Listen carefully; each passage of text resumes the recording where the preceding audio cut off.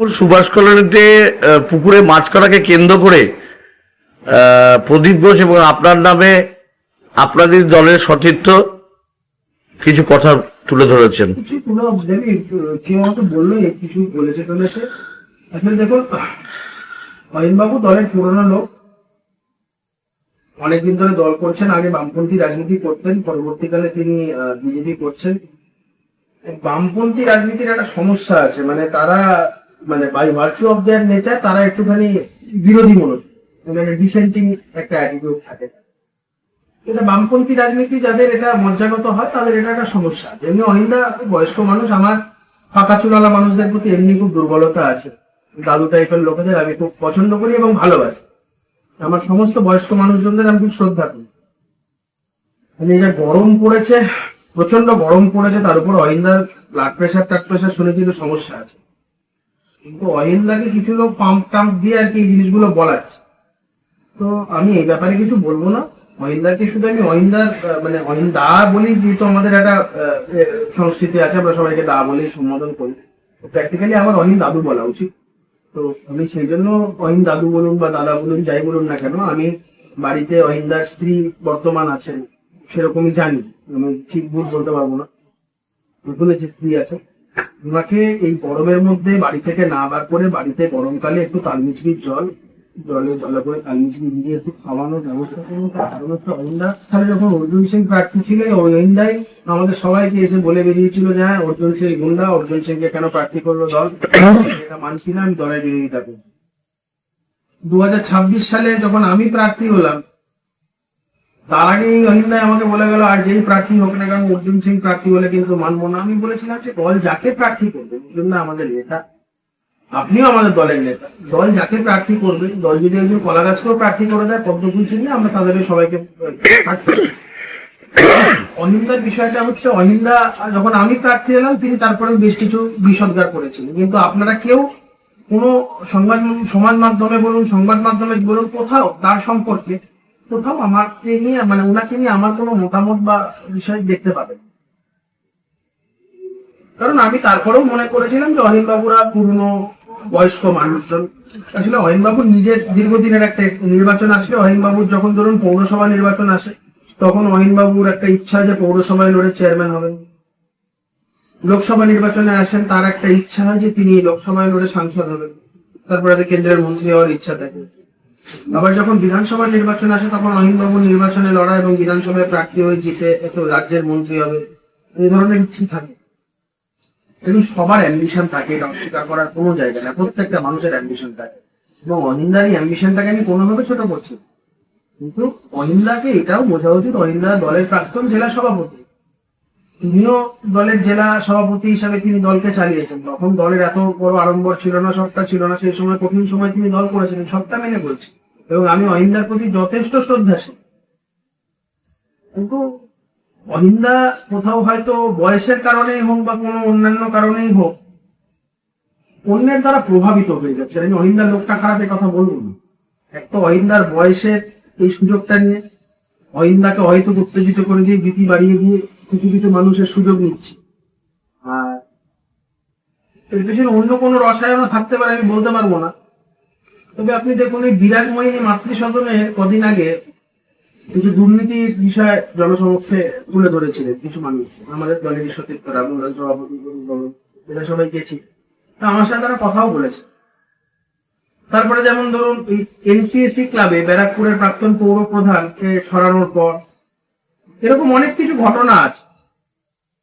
তারপর কালকে জাফরপুর অ্যাথলেটিক ক্লাবে, সেখানে উত্তম বাবু ঘনিষ্ঠ কিছু লোকজন তারা ক্লাবকে কবজা করতে চেয়েছিল। তো আমি সেখানে নিজে গেছিলাম, আমি বলেছিলাম আমাকে সভাপতি করতে চেয়েছিল, আমি সভাপতি থাকবো না, কিন্তু ক্লাবের পাড়ার লোক, ভালো লোকজন, তারাই ক্লাব চালাবে। তো এই বিষয়গুলো আছে। তো এখন এগুলো হওয়ার পর কিছু মানুষ, কিছু স্বার্থান্বেষী মানুষ, তারা অহেতুক ভাবে এই অহিন্দার মতন বয়স্ক মানুষকে শিখণ্ডী করছে। আমি চাই অহিনবাবু খুব সসম্মানে তার এই বয়স্ক জীবনটা কাটার, খুব ভালোভাবে থাক। আমার অহিন্দার প্রতি বিন্দুমাত্র কোনো রাগ, ক্ষোভ, অভিমান কোনোটাই নেই। অহিন্দার প্রতি আমার শ্রদ্ধা অকুট। অহিন্দা খুব ভালো মানুষ। তবে একটাই শুধু বলবো, আপনি বললাম দাদা বলি, কিন্তু অ্যাকচুয়ালি দাদু বলা উচিত হিসাব মতো। তো দাদা বলুন বা দাদু বলুন, অহিন্দা বা অহিন দাদুকে হাত জোর করে রিকোয়েস্ট করুন, তার পরিবারের যারা সদস্যরা আছে, মানে পরিবারের যারা সদস্য যারা রয়েছেন তাদেরকে বলবো, একটু বয়স হয়েছে, ওনাকে একটুখানি বাড়িতে একটু সকালবেলায় দেখবেন যাতে রোদের মধ্যে কম বেরোয়, বাড়িতে একটু তাল মিশিয়ে জল খায়। অনেক উত্তেজিত হয়ে গেলে কিন্তু ব্লাড প্রেশার বেড়ে গেলে শরীর খারাপ হয়ে যাবে। আজকে অহিন্দা যেভাবে, ওরা কি পিঠ গরম হয়েছে মনে হচ্ছে? হ্যাঁ পিঠ গরম হয়েছে মনে না, আমি সেটা বলতে পারবো না, তবে অহিন্দার শরীরে একটু মানে ব্লাড প্রেশারের সমস্যা আছে বলে শুনেছি। তো সেটার এখন কেউ যদি ওর মানে সুযোগ নিয়ে অহিন্দাকে দিয়ে সব আজে বাজে কথা বলিয়ে দেয়, অহিন্দা যেমন এই ধরনের কথাবার্তা আগে জনসমক্ষে বলে তারপরে আমার কাছে আবার নির্বাচনের পরে এসে বলে, না আমি সেই সময় ভুল বলেছি, আমার ওটা বলা ঠিক হয়নি। মানে জনসমক্ষে বিরোধিতা করেন কিন্তু লুকিয়ে এসে সেটা আবার ভুল স্বীকার করেন। তো আমি তার জন্য খারাপ ভাবে দেখি না। অহিন্দা আমার কাছে এখনো অব্দি সেই একই শ্রদ্ধার জায়গাতেই আছে। আমি তো অহিন্দাকে কতবার বলি না আমার অফিসে আসুন, এসে দেখুন আপনার কি বক্তব্য আছে, আপনি কিভাবে চান। আর অহিন্দা অনেক কথা বলছিল যে রাস্তার উন্নয়ন টন্নয়ন নিয়ে। অহিন্দা বোধহয় জানে না আমি ব্যারাকপুরের বিধায়ক হওয়ার পরে বেশ কিছু উন্নয়নমূলক কাজে ইতিমধ্যেই যে কাজগুলো করছি, এবং আমার সাথে আমি প্রশাসনের সাথে কিভাবে উন্নয়নমূলক কাজ নিয়ে প্রশাসনকে কিভাবে বিরক্ত করি, এটা প্রশাসনের কর্তা ব্যক্তিরা জানে। সেটা ব্যারাকপুরে যে আজকে মেট্রো রেলের যে প্রজেক্ট হচ্ছে, সেইখানে রেলমন্ত্রীকে চিঠি লেখা, মেট্রো ভবনে 10 বার তদবির করা, বিধানসভায় মেট্রো রেলের প্রস্তাব তোলা, রাস্তাঘাট নিয়ে আমি পিডব্লিউডির ইঞ্জিনিয়ারদের নিয়ে এসে বারাসাত রোড সমস্তটা খতিয়ে দেখিয়েছি, এবং সেই কাজ যাতে দ্রুততার সাথে সম্পন্ন, এগুলো তো একদিনের কাজ নয়। এখন দেখুন, সিস্টেমের বাইরে থাকলে লোকজনকে এগুলো বোঝানো সম্ভব না। আমরা যারা এই সিস্টেমের মধ্যে আছি আমরা বুঝতে পারছি কতটা কঠিন। তাই অহিন্দার এই কথাগুলো আমি কোনোভাবে খারাপ ভাবে নিচ্ছি না। অহিন্দা ভালো থাকুন, সুস্থ থাকুন, আর ভালো ডাক্তার দেখান, ব্লাড প্রেশারটা খুব কন্ট্রোলে রাখুন। সুভাষ একটা পুকুরে সুভাষ কলোনির একটা পুকুরের মেরে ফেলার অভিযোগ উঠছে, এবং ওনাদের বক্তব্য যে আপনি এবং আপনার সহযোগী হ্যাঁ তাদের এগেনস্টে কমপ্লেন করিয়েছে। দেখুন, পাড়ার লোক আমরা এখানে কোনো কিছুর মধ্যেই নেই। একটা পুকুর দীর্ঘদিন ধরে সেটা লিজ হতো না, যে যার মতন মাছ তুলতো আর খেতো আর পয়সা কামাতো। তো সেটাই এবারে পাড়ার লোকেরা ওখানে তারা ঠিক করেছে যে লিজ দেবে, যে টাকাটা আসবে সেটা পাড়া কমিটির উন্নয়নমূলক কাজে তারা ব্যবহার করবে। এবং সেই লিজটা দেওয়াতে কিছু মানুষজনদের এলাকার পছন্দ হয়। এবারে লিজ দেওয়ার কয়েকদিনের মধ্যে কাকতালীয় ভাবে পুকুরে বীজ দিয়ে সব মাছ মেরে ফেলা হবে। এবং এই যে অভিযোগটা, সেই অভিযোগটা আমরা কেউ কিচ্ছু করি না, এখানে আমার কোনো রোলই নেই। আমি এই পুকুরটাও চিনি না, যে পুকুরটা আপনি বলছেন। মানে একবার যদি গিয়ে বলেন, হাতে এলাকার লোক নিয়ে গিয়ে বোঝালে তখন বুঝতে পারবো যে কোন পুকুরটার কথা বলছে, কথার কথা বলছে না। চিনি আমি ব্যারাকপুরে সব অলি বলি, কিন্তু মানে এক্স্যাক্টলি ওইভাবে বলতে গেলে মুশকিল। তো পাড়ার লোকজনেরা একজন ব্যক্তির বিরুদ্ধে কমপ্লেন করেছে, তদন্ত করবে পুলিশ। পুলিশ তদন্ত যদি কেউ দোষী হয় তাকে দোষী সাব্যস্ত করবে, তাকে গ্রেপ্তার করবে, তার কনভিকশন হবে যদি দোষী সাব্যস্ত হয়। এখানে আমাদের কি ফাংশন আছে? তিনি যদি নির্দোষ হয় তাহলে তিনি দোষী সাব্যস্ত হবেন না। তিনি যদি নির্দোষ হয় তার বিরুদ্ধে আইনানুগ ভাবে যা ইন অ্যাকর্ডেন্স উইথ ল যা হওয়ার তাই হবে। এটা নিয়ে অহেতুক জলঘোলা করছে।